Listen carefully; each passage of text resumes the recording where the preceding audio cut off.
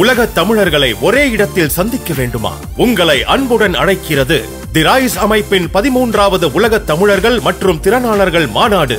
நடைபெறும் நாள் ஜூன் 7 முதல் 9 வரை 2024 சுவிட்சர்லாந்து நாட்டில் உலக புகழ்பெற்ற டாவோஸ் காங்கிரஸ் சென்டரில். இன்றே பதிவு செய்வீர். www.tamilrise.org. தொடர்புக்கு 9150060032.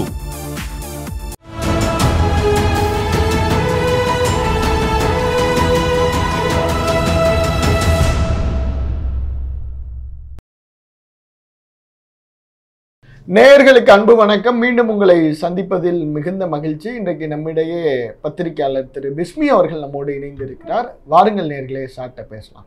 வணக்கம் சார். சார் வணக்கம் சார்.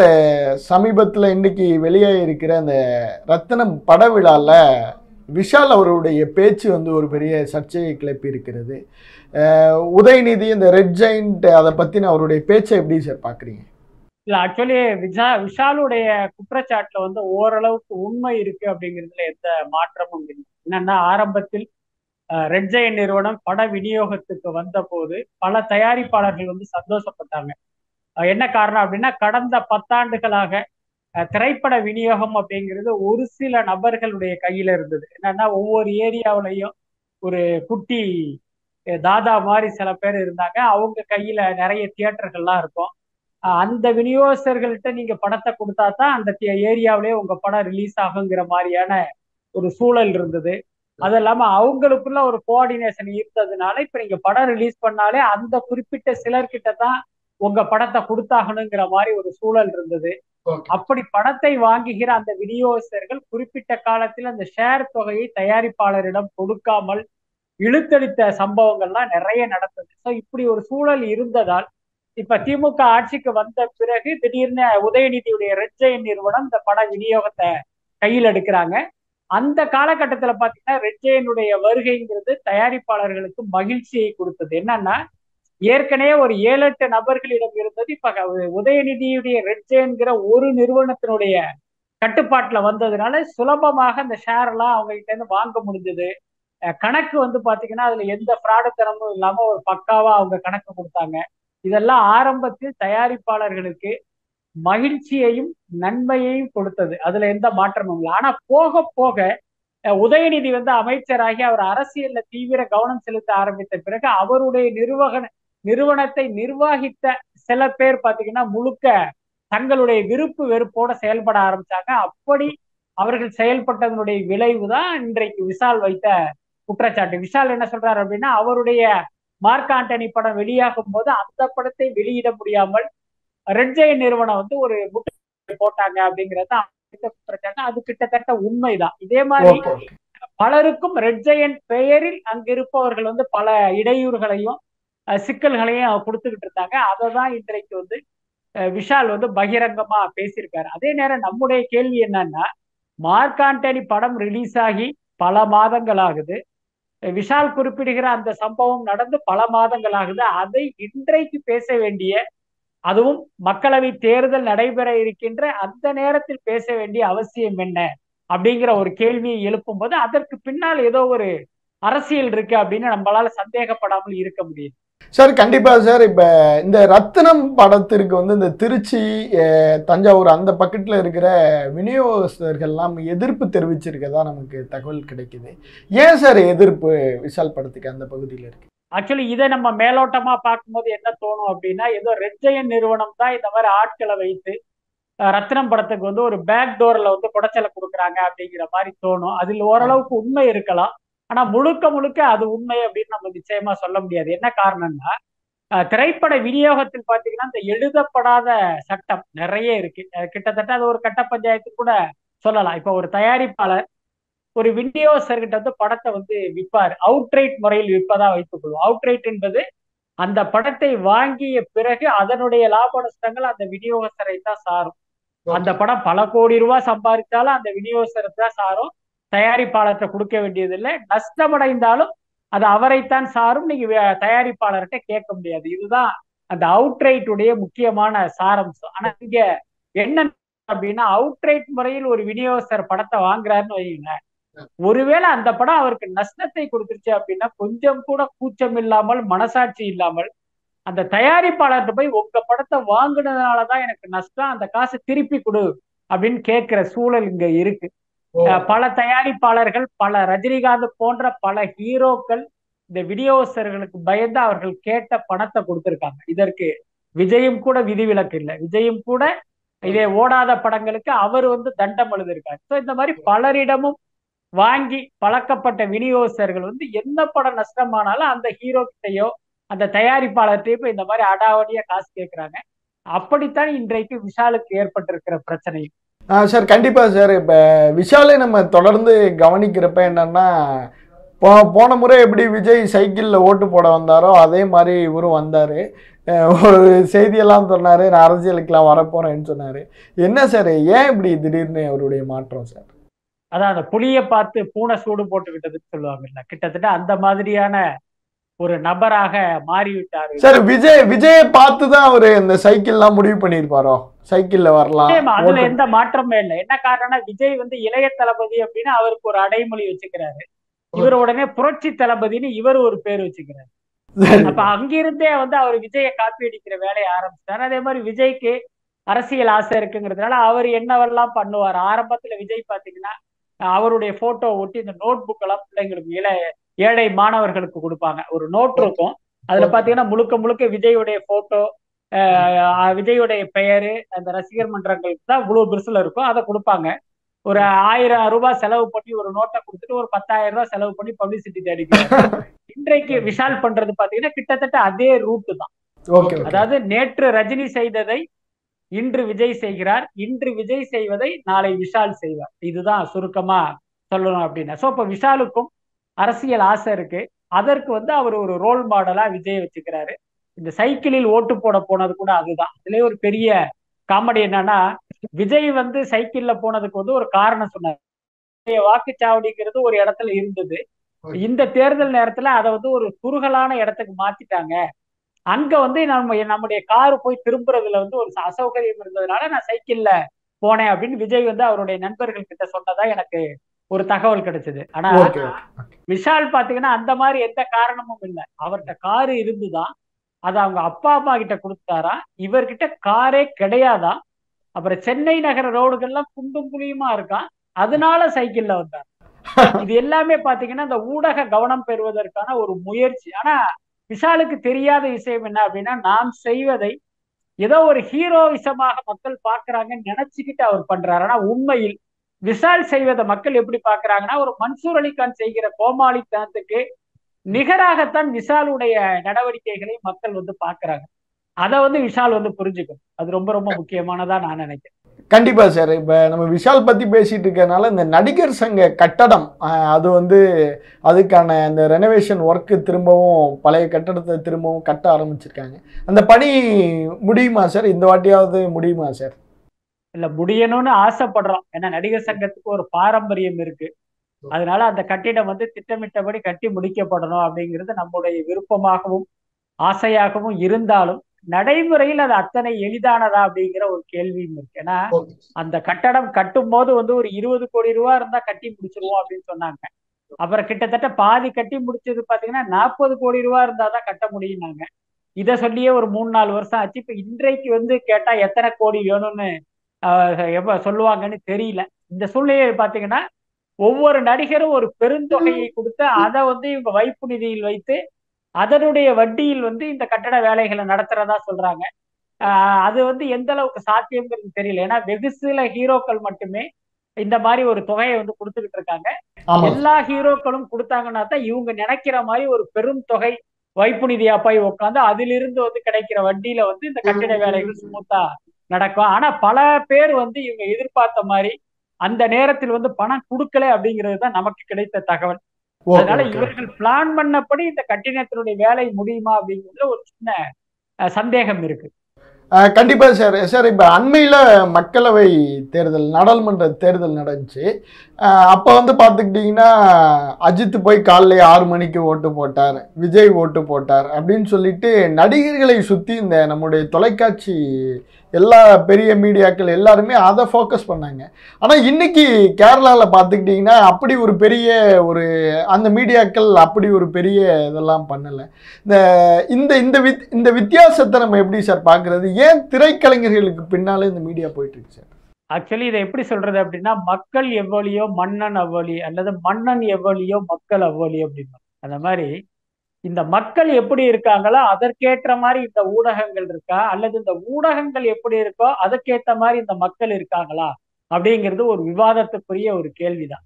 நீங்க சொன்ன மாதிரி தமிழ்நாட்டுல உள்ள ஊடகங்கள் பாத்தீங்கன்னா, நடிகர்கள் பின்னால அவங்க வீட்டு பாத்ரூம் வரைக்கும் கேமரா வச்சுக்கிட்டு போற வழக்கம் இங்க இருக்கு. கேட்டோம்னா மக்கள் விரும்புவதாக இவங்க சொல்லுவாங்க. ஆனா ஊடகங்கள் இப்படி கொடுப்பதால் தான் மக்கள் அதை பார்க்க துடிக்கிறாங்க அப்படிங்கிறது இன்னொரு பக்கவாகும். இது தமிழ்நாட்டு நிலவரம். அதனால தான் இந்த தேர்தலில் கூட ஒரு அரசியல் கட்சியை சேர்ந்த தலைவர்கள் முதலமைச்சருக்கு கொடுத்த முக்கியத்துவத்தை விட விஜய்க்கும் அஜித்துக்கும் கொடுத்த முக்கியத்துவம்ங்கிறது ரொம்ப அதிகம். அதே நேரம் கேரளாவில் அந்த மக்களும் சரி, அந்த ஊடகங்களும் சரி, எந்த காலத்திலும் நடிகன் பின்னால் சென்றதில்லை அப்படிங்கிறது தான் முக்கியமான விஷயம். அதற்கே அந்த மக்களும் ஒரு தெளிவான பார்வையோடு புரிதலோடு இருக்காங்க. அதனால் அந்த ஊடகங்களும் அந்த ஊடக அறத்தோட செயல்பட்டு இருக்கு. எல்லாத்துக்கும் மேல அந்த திரைக்கலைஞர்களும் அவங்களுடைய ரோல் என்ன, நமக்கும் இந்த மக்களுக்குமான அந்த தொடர்புங்கிறது எந்த லெவலுக்கு இருக்கணுங்கிறதுல ரொம்ப கவனமா இருக்காங்க. நீங்க கூட சமீபத்தில் படிச்சிருக்கலாம், மலையாளத்தின் முன்னணி நடிகரான ஃபகத் ஃபாசில் சொல்றாரு, நீங்க ஒரு திரைப்படத்தை பாருங்க, திரையரங்கில் இருக்கும் போதே அந்த படத்தை பத்தின எண்ணத்தை உங்க மண்டையில இருந்து எடுத்துருங்க. நீங்க வெளியில போனதுக்கு அப்புறம் சினிமாவை பத்தி நினைக்காதீங்க. அப்படியே அதையும் மீறி நீங்க நினைச்சீங்க அப்படின்னா வீட்டுக்கு போனதுக்கு அப்புறம் நீங்க சினிமாவை மறந்துருங்க அப்படின்றாரு. இப்படி ஒரு வார்த்தை ஒரு திரைக்கலைஞரோட வாயில வர்றதுக்கு ரொம்ப ரொம்ப அபூர்வமானது. அப்படி ஒரு விஷயத்த ஃபகத் ஃபாசில் சொல்லியிருக்காரு. என்ன காரணம் அப்படின்னா, மக்கள் பாத்தீங்கன்னா அவங்களுடைய வாழ்க்கை, அவர்களுடைய விஷய தொழில தான் கவனமா இருக்கணும். கேளிக்கை என்பது ஒரு 10% மேல தாண்டக்கூடாதுங்கிற அந்த புரிதலோட அங்குள்ள கலைஞர்கள் இருக்காங்க. ஆனா இங்குள்ள நடிகர்கள் அப்படி கிடையாது. தான் செய்கிறேன், தான் ஒரு மோட்டார் சைக்கிள் எடுத்து ஒரு வெளியூர் போனா அது ஊடகத்துல வருது, ஒரு ஏர்போர்ட்டுக்கு போனா அது ஊடகங்கள்ல வருது. எல்லாமே ஊடகங்கள் வழியாக மக்கள் கிட்ட போகணும்னு இவங்க துடிக்கிறாங்க. என்னன்னா ஒவ்வொரு செயலிலும் இவர்கள் விளம்பரம் தேடுகிறவர்களா இருக்காங்க. அதனால ஊடகங்களும் பாத்தீங்கன்னா இந்த நடிகனை துரத்துக்கிற வேலையை செஞ்சுட்டு இருக்காங்க. அதனாலதான் கேரளாவுக்கும் தமிழ்நாட்டுக்கும் இந்த ஊடகங்கள் இப்படி செயல்படுவதற்கு முக்கிய காரணம். சார், கண்டிப்பாக அந்த கோட்டோட சிங்கிள் ரிலீஸ் இந்த எலெக்ஷனுக்கு முன்னாடி வந்துச்சு. அதில் மைக் சின்னமெல்லாம் பார்க்க முடிஞ்சிச்சு அந்த பாட்டில். ஒருவேளை விஜய் சீமான் அப்படிங்கிற மாதிரியான ஒரு காம்போலாம் உருவாகிறதுக்கு வாய்ப்பு இருக்கா சார்? இல்லை, இது ஒரு அதீத கற்பனை இல்லை, ஒரு அபத்தமான கற்பனை. எப்படியெல்லாம் நாம் தமிழர் கட்சியை சேர்ந்த அந்த தம்பிகள் ஆசைப்படுறது, அதுதான் உண்மை. இன்னொன்னு, ஒரு பாட்டு அப்படின்னா அது மைக் இல்லாம பாட முடியாது. அப்படி இருக்கிறதுனால உடனே அந்த மைக் இருந்ததுனால அது நாம் தமிழருக்கு ஒரு ஆதரவு கொடுக்கறதா அர்த்தப்படுத்திக்க முடியாது. இப்போ இன்னும் சொல்ல போனா, இந்த நாம் தமிழருக்கு மைக் சின்னம் ஒதுக்கப்படுவதற்கு முன்பே அந்த சிங்கிள்ங்கிற இது ரெடி ஆயிடுச்சு. கடைசி நேரத்தில் தான் நாம் தமிழர் கட்சிக்கே மைக் சின்னம் உருவானது. ஒருவேளை நல்ல வேலை அந்த விசில்னு ஏதாவது ஒரு சின்னத்தை கொடுத்திருந்தாங்கன்னா இன்னும் பிரச்சனையாயிருக்குங்க. பாருங்க, அவரு விசில் போடுன்னு சொல்றாரு, அது நம்ம கட்சிக்கு தான் அது அவர் ஆதரவு தெரிவிக்கிறாரு, அதை அப்படி மாத்திருப்பாங்க. ஆனா உண்மையில் அப்படியெல்லாம் கிடையாது. இது ஒரு கோ இன்சிடென்டா எடுத்துக்கலாம். அப்படி இல்லைன்னா அதில் மைக்கு இருப்பதை வைத்து தங்களுக்கு ஆதாயம் தேடுவதற்காக இவர்கள் இப்படி ஒரு கட்டுக்கதையை, ஒரு கற்பனை கதையை எழுப்பியிருக்காங்க அப்படின்னு தான் நான் நினைக்கிறேன். சார், கண்டிப்பாக சார். இப்போ நம்ம விஜயை பற்றி பேசிகிட்டு இருக்கேன். நல்ல இயக்குனர் வெற்றிமாறன் ஒரு பேட்டியில் குறிப்பிட்டார், உங்களுடைய அடுத்த படம் விஜய்க்கும் உங்களுக்குமா ஒரு பேச்சுவார்த்தை போயிட்டே இருந்துச்சு அப்படின்னா இனிமேல் நடக்காது அப்படின்னு அந்த ஃப்ரேஸை அவர் முடிக்கிறார் சார். அப்படி என்ன சார் ரெண்டு பேருக்கும் நடந்திருக்கும்? இல்லை, அதனுடைய அர்த்தம் என்ன அப்படின்னா, இப்போ விஜய் நேரடியாக அரசியல் களத்துக்கு வர்றதுனால நான் இன்னும் ஒரே ஒரு படத்துல தான் நடிப்பேன், அதன் பிறகு நான் நடிப்புல இருந்து விலக போறேன்னு அவர் அறிவிச்சிட்டாரு. அந்த ஒரே படத்தை ஹெச் வினோத் இயக்குவதற்கு கமிட் ஆயிட்டாரு. இப்ப வேலைகள்லாம் நடந்துகிட்டு இருக்கு. விரைவில் அறிவிப்பும் படப்பிடிப்பும் நடக்க போகுது. ஆக விஜய் நடிப்பது ஒரே ஒரு படம் தான். அந்த ஒரே ஒரு படத்துக்கான இயக்குனரும் கமிட் ஆயிட்டார் என்கிற அடிப்படையில் இனி நான் அவரை வைத்து இயக்குவதற்கான வாய்ப்பில்லை அப்படின்னு வெற்றிமாறன் சொல்கிறார். அதே நேரம் ஹெச் வினோத்தோட கமிட்மெண்ட் தான் வெற்றிமாறனோட இந்த பேச்சு காரணமா? ஆமா, ஏன்னா அந்த 69வது படத்துக்கு ஒரு இயக்குனர் ஏற்கனவே செலக்ட் பண்ணிட்டாங்க. அப்படி இருக்கும்போது இவர் அந்த பந்தயத்திலேயே இல்லாதப்ப வந்து இல்ல இல்ல நானும் பண்ணுவேன் அப்படின்லாம் சொல்ல முடியாதுல்ல. அவர் ரொம்ப பிராக்டிக்கலாகவும் நேர்மையாகவும் இல்ல நான் பண்றதுக்கு வாய்ப்பு இல்லை அப்படின்னு சொல்லியிருக்காரு. அவ்வளவுதான். அதே நேரம் நான் தொடர்ந்து ஒரு விஷயம் சொல்லிட்டு இருக்கேன். 2026 சட்டமன்ற தேர்தலில் விஜயுடைய கட்சிக்கு தமிழ்நாட்டு மக்கள் மிகப்பெரிய தோல்வியை பரிசாக கொடுப்பார்கள். அதனால விஜய் தன் மனதை மாற்றிக்கொண்டு மீண்டும் நடிக்க வருவார் அப்படிங்கிறது தான் என்னுடைய அசம்சன். அப்படி ஒண்ணு நடந்தால் எதிர்காலத்தில் விஜய் வெற்றிமாறன் இயக்கத்தில் நடிப்பதற்கான வாய்ப்பு இருக்கு. ஒருவேளை அவங்களுக்குள்ள அந்த டிஸ்கஷன்லாம் போயிருக்குமோ சார்? ஹெச் வினோத் கன்ஃபார்ம் பண்ணதுனால இல்ல எனக்கு தெரிந்து வெற்றிமாறனுக்கும் விஜய்க்கும் பல முறை சந்திப்பு நடந்தது. வெற்றிமாறன் ஒரு லைன் சொன்னாரு, அது விஜய்க்கு பிடிச்சது. அதே நேரம் வெற்றிமாறனுக்கு நிறைய கமிட்மெண்ட் இருந்ததுனால இப்ப விஜயனுடைய லைனப்புள்ள வெற்றிமாறன் வரல. எப்பயுமே விஜய் என்ன பண்ணுவார் அப்படின்னா, ஒரு இயக்குனரை வந்து கமிட் பண்றதுக்கு முன்னால உங்களுக்கு என்னென்ன கமிட்மெண்ட் இருக்கு, யார்கிட்ட எல்லாம் அட்வான்ஸ் வாங்கிறீங்க அப்படிங்கிறத ஒரு கேள்வி அவர் கேட்பாரு. இல்லைங்க நான் அவர்கிட்ட வாங்கியிருக்கேன் இவர்கிட்ட வாங்கியிருக்கேன் அப்படின்னா, இல்ல நீங்க அதை முடிச்சுட்டு வாங்கன்னு சொல்லி அனுப்பிச்சிருவாரு. வெற்றிமாறனை பொறுத்த வரைக்கும் நிறைய கமிட்மெண்ட் இருந்ததால் விஜயுடனான ப்ராஜெக்ட்ங்கிறது நடக்கல. இதுதான் இவர்கள் இருவருக்குமாக நடந்த விஷயம். சார் இப்போ இது கோட் விஜயுடைய இந்த கோட் படத்துடைய லேட்டஸ்ட் அப்டேட் ஏதாவது எங்க நேயர்களுக்காக சொல்ல முடியுமா சார்? இல்ல அது ஒண்ணும் பெருசா இல்லை. இப்போதைக்கு அந்த ஷூட்டிங் நடந்துகிட்டு இருக்கு பிரசாத் ஸ்டுடியோல. என்னன்னு கேட்டா பேட்ச் ஒர்க் அப்படிங்கிறாங்க. அவ்வளவுதான் அது குறித்து சொல்வதற்கு. இன்னொன்னு என்னன்னா, இந்த அப்டேட் கேட்பது எல்லாமே இந்த ரசிகர்களுடைய அரிப்பு அல்லது ஆவல். அதற்கு வந்து நாமளெல்லாம் தீனி போடக்கூடாது அப்படின்னு நினைக்கிறேன். ஏன்னா இதற்கென்ற சில ஊடகங்கள் இருக்காங்க. அவங்க வேணா விஜய் இன்னைக்கு கருப்பு கலர் சட்டை போட்டாரு, ஒயிட் கலர் பேண்ட் போட்டாரு, மீசைக்கு பக்கத்துல மறு வச்சாருன்னு சொல்லிட்டு இருப்பாங்க. நம்மை போன்ற ஆட்களை வந்து அந்த தீனியை கொடுக்க வேணாம் அப்படின்னு நான் நினைக்கிறேன். கண்டிப்பா சார். சார் ஒரு பக்கம் இப்படி போயிட்டே இருந்தா இன்னொரு பக்கம் விடாமுயற்சி, அதோட நிலை என்னன்னே தெரியல. விடாமுயற்சிக்கு விடியல் இருக்குமா சார்?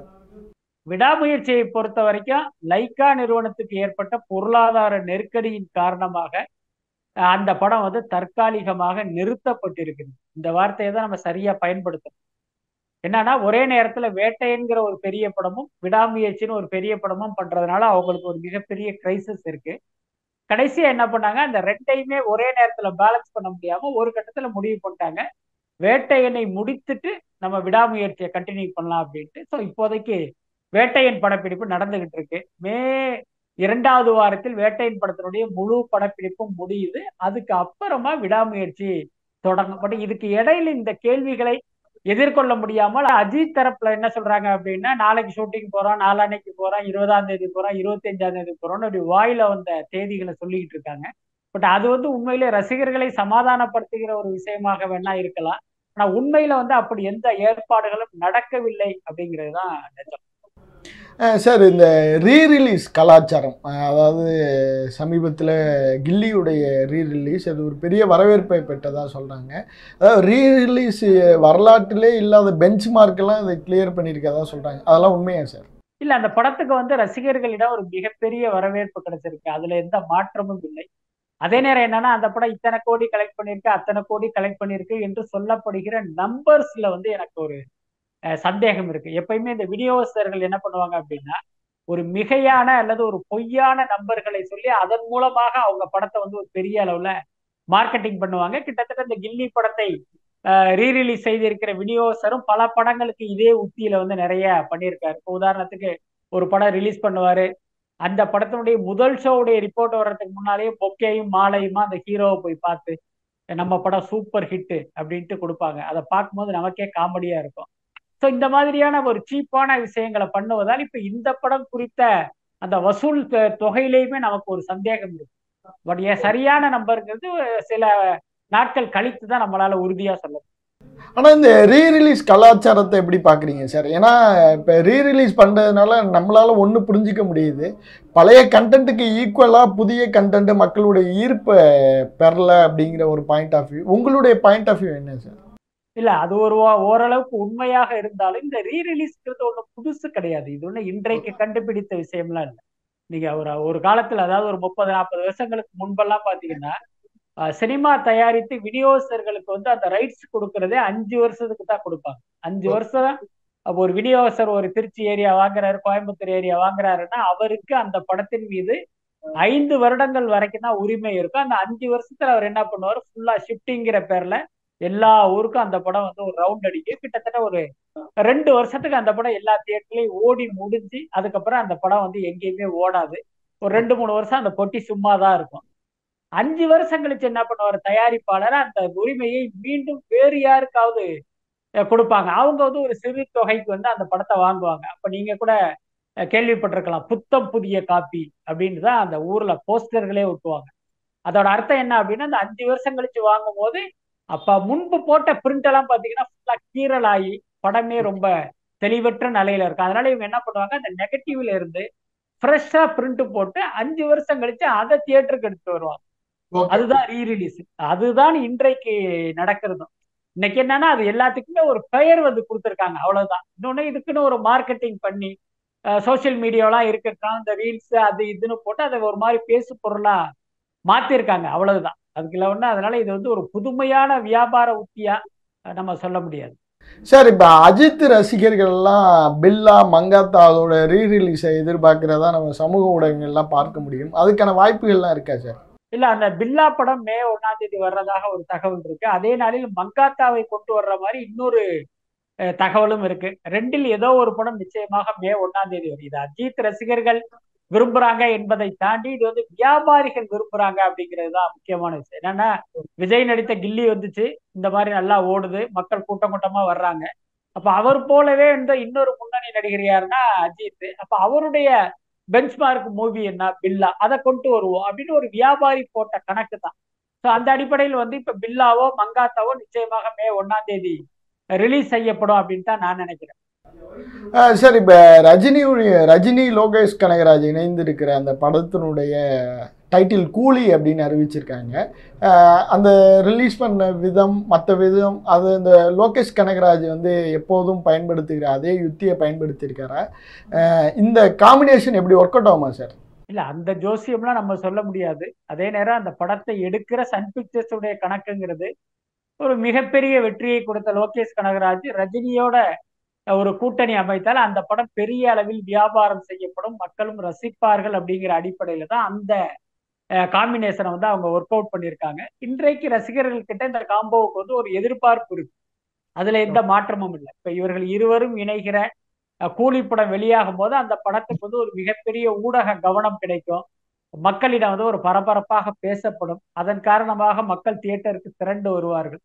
இது எல்லாமே நடக்கும், மாற்றமே இல்லை. அதே நேரம் அந்த படம் வந்து ஒரு வெற்றி படமாக இருக்குமா, ரசிகர்களுடைய எதிர்பார்ப்பை பூர்த்தி செய்கிற படமா இருக்குமா அப்படிங்கிறது அந்த படம் வரும்போது தான் நமக்கு தெரியும். அதே நேரம் இது வந்து ஒரு அக்மார்க் லோகேஷ் கனகராஜ் படம் அப்படிங்கிறத மட்டும் இப்போ வந்த இந்த ப்ரொமோஷன் மெட்டீரியலை வச்சு நம்மளால புரிஞ்சுக்க முடியும். சார், கண்டிப்பா சார். லோகேஷ் படம் அப்படின்னாலே அதுல எல்சியு இருக்கா இல்லையா அப்படிங்கிற ஒரு விவாதம் எல்லாருக்குமே இருக்கும். இந்த படத்துல எல்சியு இருக்குமா சார்? இந்த படத்தில் எல்சியு இல்லைன்னு லோகேஷ் கனகராஜ் ஏற்கனவே ஒரு பல்வேறு பேட்டிகள்ல எல்லாம் சொல்லியிருக்காரு. அதை நம்ம உண்மை என்று எடுத்துக்கொண்டால் இதுல இருப்பதற்கு வாய்ப்பு இல்லை. ஒருவேளை கூட இருக்கிறவர்களா இல்ல இல்ல நீங்க எல்சியு வைங்க, அப்பதான் அந்த படத்துக்கு வந்து ஒரு பெப்பு இருக்கும் அப்படிங்கிற மாதிரி சொன்னா அதன் பேரில் வேணா அதை அவர் கொண்டு வருவதற்கு வாய்ப்பு இருக்கு. But what ever it is, இது வந்து ரொம்ப ஏர்லி ஸ்டேஜ், இன்னும் வந்து படப்பிடிப்பே ஆரம்பிக்கல. அதனால இந்த நேரத்தில் நம்ம வந்து ஒரு யூகமா சொல்லுவது சரியா இருக்காதுன்னு நினைக்கிறேன். சார், கண்டிப்பாக சார். இந்த அனிமல் போன்ற படங்கள் எல்லாம் இன்னைக்கு வந்து ஒரு 100 கோடி ஒரு சைக்கோ த்ரில்லர் அது மாதிரியான ஊடகங்கள் நகர்வு இருக்கிறப்ப இந்த 96 அப்புறம் மற்ற இந்த ஃபீல் குட் ஃபிலிம்ஸுக்கான வருகையும் வரவேற்பும் கம்மியாயிட்டே இருக்கு. இதை எதை உணர்த்துது சார்?